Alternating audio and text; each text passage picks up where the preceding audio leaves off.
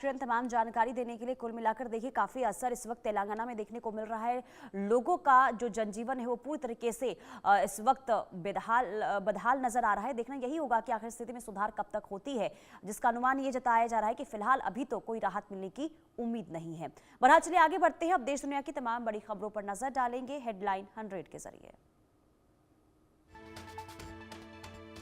बिहार चुनाव के लिए एनडीए ने जारी किया घोषणा पत्र। जेपी नड्डा, सीएम नीतीश, सम्राट चौधरी समेत कई दिग्गज रहे मौजूद। जेपी नड्डा, सीएम नीतीश ने जारी किया संकल्प पत्र। 1 करोड़ युवाओं को नौकरी और रोजगार का वादा।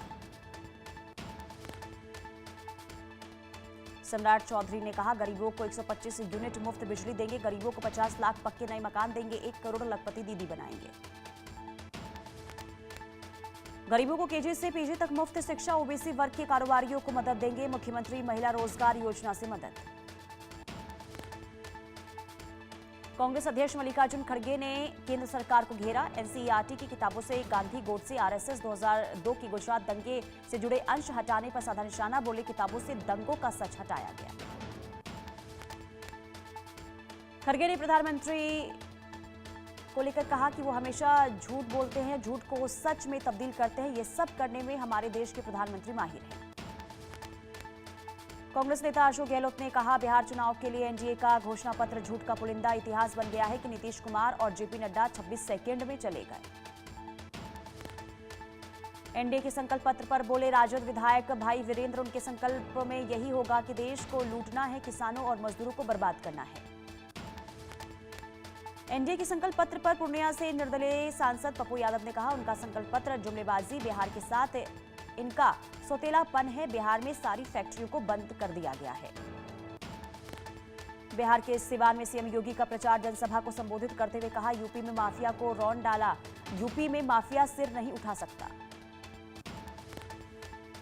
सीएम योगी ने कहा कि ये चुनाव बिहार की अस्मिता की लड़ाई है। जो बिहार में पहचान का संकट लाए उन्हें रोकना है। आरएलएम के राष्ट्रीय अध्यक्ष उपेंद्र कुशवाहा ने कहा एनडीए के साथ मिलकर बिहार को बहुत आगे ले जाएंगे। सबका साथ सबका विकास जो हमारा संकल्प है, उसी संकल्प पर हम बिहार को आगे बढ़ाएंगे। बिहार बीजेपी अध्यक्ष दिलीप जायसवाल ने कहा एनडीए का घोषणा पत्र यानी प्रधानमंत्री मोदी की गारंटी और मुख्यमंत्री नीतीश कुमार का विश्वास। बीजेपी के राष्ट्रीय महासचिव तरुण चुग ने आरजेडी पर बोला हमला, कहा पूरा देश जानता है जो आज अदालतों में लूट और जालसाजी के लिए हाजिर होते हैं उन्हें बिहार को बिगाड़ा है। आरजेडी नेता खेसारी लाल यादव ने कहा छपरा की जो भी समस्याएं हैं उसे दूर करने की कोशिश करूंगा। हमारी कोशिश होगी कि शिक्षा का स्तर ऊंचा हो, अस्पताल की व्यवस्था दूसरे शहरों से बेहतर हो। कांग्रेस सांसद दीपेंद्र हुड्डा ने बिहार चुनाव पर कहा हमें उम्मीद है कि बिहार चुनाव में इंडिया गठबंधन जीतेगा। चुनाव आयोग बीजेपी के साथ मिलकर चुनाव में व्यापक धांधलीबाजी करने का काम कर रहा है। केंद्रीय मंत्री सुकांता मजूमदार ने कहा कि बीजेपी का एसआईआर से कोई लेना देना नहीं है। चुनाव आयोग एसआईआर कर रहा है। अगर टीएमसी को लग रहा है कि चुनाव आयोग कुछ गड़बड़ कर रहा है तो अदालत जा सकते हैं। संसद भवन में सरदार वल्लभ भाई पटेल की जयंती के अवसर पर उन्हें पुष्पांजलि अर्पित की गई। उपराष्ट्रपति सीपी राधाकृष्णन, लोकसभा नेता प्रतिपक्ष राहुल गांधी समेत कई केंद्रीय मंत्रियों ने पुष्पांजलि अर्पित की। सरदार वल्लभ भाई पटेल की 150वीं जयंती एकता घर में प्रधानमंत्री नरेंद्र मोदी ने स्टैच्यू ऑफ यूनिटी पर श्रद्धांजलि अर्पित की। प्रधानमंत्री नरेंद्र मोदी सरदार वल्लभ भाई पटेल की जयंती पर राष्ट्रीय एकता दिवस परेड की सलामी लेते हुए नजर आए और लोगों को राष्ट्रीय एकता की शपथ दिलाई। केवड़िया में भव्य परेड में संस्कृति की दिखी झलक। परेड में बीएसएफ, सीआरपीएफ, सीआईएसएफ, आईटीबीपी और एसएसबी की टुकड़ियों के साथ साथ कई राज्यों के पुलिस बल भी शामिल। प्रधानमंत्री मोदी ने कहा सरदार पटेल एकता के सूत्रधार थे। सरदार पटेल ने भविष्य का आकार दिया। पीएम मोदी ने कहा कि विदेशी घुसपैठियां देश की डेमोग्राफी खराब कर रहे हैं, लेकिन हम हर घुसपैठियों को देश से बाहर करेंगे। पीएम मोदी बोले ये सरदार पटेल का भारत है, अपनी सुरक्षा सम्मान से समझौता नहीं करता, जो आंख उठाकर देखता है उसे जवाब देता है। पीएम मोदी ने कांग्रेस पर साधा निशाना, कहा कांग्रेस ने समाज को बांटने का काम किया, हमने देश की एकता सबसे आगे रखा। प्रधानमंत्री मोदी ने कहा कांग्रेस की गलती की वजह से कश्मीर दशकों तक आग में जलता रहा। खराब नीतियों के कारण कश्मीर का एक हिस्सा पाकिस्तान के अवैध कब्जे में चला गया। दिल्ली में केंद्रीय गुजरात के मुख्यमंत्री भूपेंद्र पटेल ने राष्ट्रीय एकता दिवस के अवसर पर रन फॉर यूनिटी को हरी झंडी दिखाई। बड़ी संख्या में युवा हुए शामिल।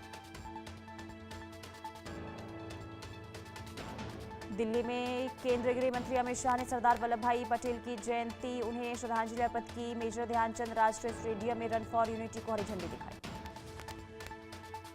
इस मौके पर गृह मंत्री अमित शाह ने कहा, आजादी के आंदोलन में और आजादी के बाद भारत के मानचित्र के निर्माण में सरदार पटेल की बहुत बड़ी भूमिका रही।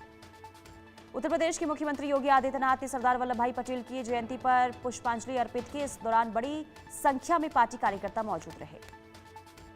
राष्ट्रीय एकता दिवस पर मुख्यमंत्री योगी आदित्यनाथ ने कहा, प्रधानमंत्री मोदी ने 2014 से लगातार भारत माता के सपूतों को सम्मान देने के अभियान की शुरुआत की।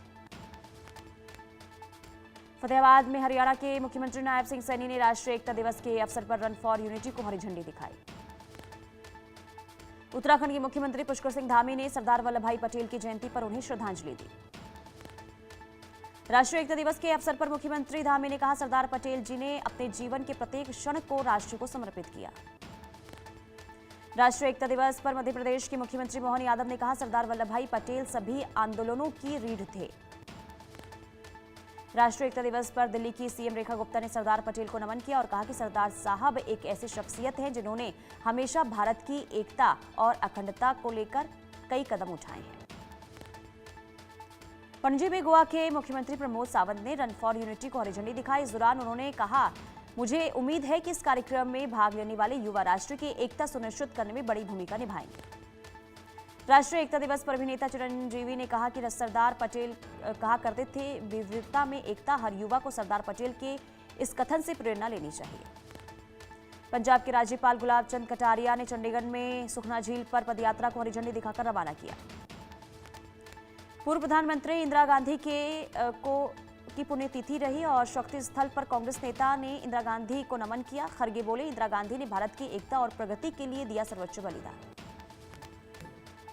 लखनऊ में अखिलेश यादव ने आचार्य नरेंद्र देव की जयंती के अवसर पर उन्हें पुष्पांजलि अर्पित की। दिल्ली एनसीआर में कई जगहों पर 400 से ज्यादा एयर क्वालिटी इंडेक्स, 30 से ज्यादा इलाकों में AQI 300 से 400 के बीच, आनंद विहार और अक्षरधाम में 409 AQI।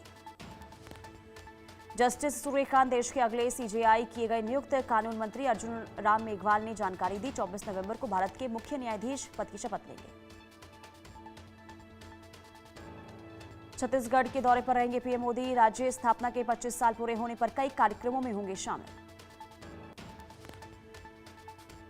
मलेशिया के कुआलालंपुर में आसियान भारत रक्षा मंत्रियों की अनौपचारिक बैठक। रक्षा मंत्री राजनाथ सिंह ने मलेशियाई रक्षा मंत्री मोहम्मद खालिद नौर्डीन के साथ द्विपक्षीय बैठक की।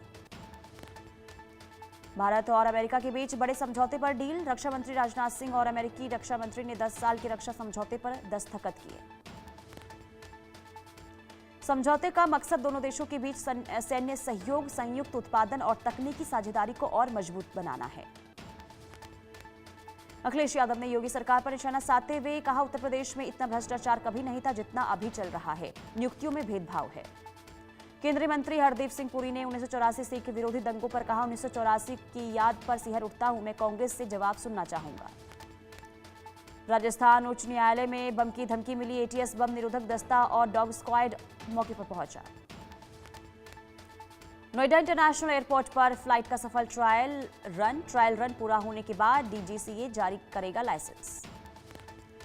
तेलंगाना में रेड्डी सरकार का बड़ा फैसला। भारतीय क्रिकेट टीम के पूर्व कप्तान मोहम्मद अजहरुद्दीन को बनाया मंत्री। अजहरुद्दीन की नियुक्ति को जुबली हिल्स उपचुनाव के लिए महत्वपूर्ण माना जा रहा है।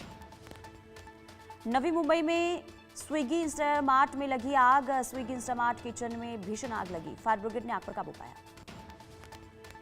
बिहार के आरा में डबल मर्डर से सनसनी। बिहार के आरा में पिता पुत्र की हत्या, पिता पुत्र की गोली मारकर हत्या की गई। गाजियाबाद के सिग्नेचर होम सोसाइटी में गार्ड के साथ मारपीट की गई। 12 लोगों ने पीटा। पानी भरने को लेकर हुआ था विवाद। दिल्ली के सीलमपुर मार्केट में फायरिंग हुई। हमलावरों ने एक युवक को मारी गोली। LOC पर पाकिस्तान ने तोड़ा सीजफायर। पाकिस्तान ने संघर्ष विराम का उल्लंघन किया। कुपवाड़ा में पाकिस्तान ने की फायरिंग। भारतीय सेना ने दिया मुंहतोड़ जवाब। मुंबई में 17 बच्चों को बंधक बनाने वाले का एनकाउंटर। इलाज के दौरान आरोपी रोहित आर्य की हुई मौत। बिहार के सिवान में SI की हत्या से सनसनी। बेखौफ बदमाशों ने धारदार हथियार से की SI की हत्या। सिवान SI की हत्या मामले में पुलिस का एक्शन। 5 लोगों को हिरासत में लिया गया। बिहार के मोकामा टाल में जनसुराज के समर्थक की हत्या। गोली मारकर दुलारचंद यादव का मर्डर किया गया। मोकामा हत्याकांड पर बोले तेजस्वी यादव, लोकतंत्र में हिंसा की कोई जगह नहीं होनी चाहिए, प्रशासन क्या कर रहा है। तेजस्वी यादव ने कहा, चुनाव आयोग को इसका संज्ञान लेना चाहिए कि ये कैसे हुआ। 40 वाहनों का काफिला हथियारों के साथ लैस कैसे घूम सकता है। मोकामा हत्याकांड पर बोले जीतन राम मांझी, आरोपियों को बख्शा नहीं जाएगा। यूपी पुलिस का ऑपरेशन लंगड़ा जारी, प्रयागराज में हत्या का आरोपी मुठभेड़ में दबोचा गया। उन्नाव में बदमाश मुठभेड़ में घायल, आरोपी पंकज पर दुष्कर्म के प्रयास का आरोप, मुठभेड़ में आरोपी के दोनों पैर में लगी गोली। उड़ीसा के कंधमाल में नोटिस बोर्ड की पिन निगलने से 7वीं कक्षा के छात्र की दर्दनाक मौत, परिवार ने स्कूल पर लापरवाही का लगाया आरोप। फिरोजपुर में शादी वाले घर से बधाई लेने को लेकर किन्नर ग्रुप में हुई खूनी झड़प। मध्य प्रदेश के सागर में तेज रफ्तार बस मंदिर से टकराई, हादसे में एक बच्ची की मौत, कई लोग घायल। इंदौर में किन्नरों का विरोध प्रदर्शन, किन्नरों ने हाथों में मोमबत्ती लेकर बैनर को लगाई आग, आरोपी को फांसी की सजा देने की मांग। सोनभद्र में समाज कल्याण राज्य मंत्री संजीव गोंड की गाड़ी पर हमला हुआ, कथित हमलावर थार छोड़कर फरार, पुलिस थार को कब्जे में लेकर जांच में जुटी। अमरोहा में सड़क हादसे में 2 कपड़ा व्यापारियों की दर्दनाक मौत, 2 की हालत गंभीर, राष्ट्रीय राजमार्ग 9 सलारपुर गांव के पास हादसा हुआ। अमेरिका में रह रहे भारतीयों के लिए बड़ा झटका, ट्रंप प्रशासन ने 30 अक्टूबर से वर्क परमिट के नियम बदले। पहले वर्क परमिट की वैधता खत्म होने पर 18 महीने का ऑटोमेटिक एक्सटेंशन मिल जाता था, अब ये सुविधा खत्म कर दी गई है। ब्रिटेन के किंग चार्ल्स ने अपने भाई एंड्रयू से शाही उपाधियां और सम्मान वापस ले लिया है। यह फैसला यौन अपराधी जेफर एप्स्टीन के साथ एंड्रयू के संबंधों के कारण लिया गया। एंड्रयू को घर से भी बाहर निकालने का निर्णय लिया गया, अब उन्हें एंड्रयू माउंटबेटन विंडसर के नाम से जाना जाएगा। न्यूयॉर्क शहर में भारी बारिश और तेज हवाओं के कारण सड़कों पर पानी भरा, आवागमन बाधित। यूक्रेनी राष्ट्रपति ज़ेलेंस्की ने बताया कि रूस ने रात भर 650 से ज्यादा ड्रोन और 50 मिसाइलें दागी, जिससे काफी नुकसान हुआ। रूस ने ड्रोन और 50 से ज्यादा अलग प्रकार की मिसाइलें दागी, हमले में करीब 2 लोगों की मौत जबकि 17 अन्य घायल। पाकिस्तान पर टीटीपी और बीएलए का डबल अटैक, टीटीपी और बीएलए के निशाने पर पाकिस्तानी सेना। खैबर पख्तूनख्वा में टीटीपी और बीएलए में कई धमाके, पाकिस्तानी सेना के काफिलों को बनाया निशाना। तालिबान ने पाकिस्तान को एक बार फिर हड़काया, पाक की गिदर भभकियों पर तालिबान का करारा जवाब।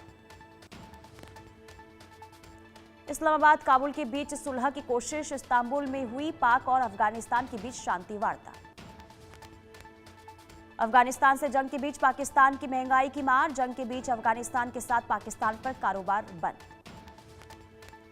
नस्ल भेद का शिकार हुए दिलजीत दोसांझ सिंगर बोले, ऑस्ट्रेलिया पहुंचा तो लोगों ने कहा नया ड्राइवर आ गया है। और खबरों में रुकेंगे एक छोटे से ब्रेक के लिए, फौरन हाजिर होंगे कुछ और खबरों के साथ।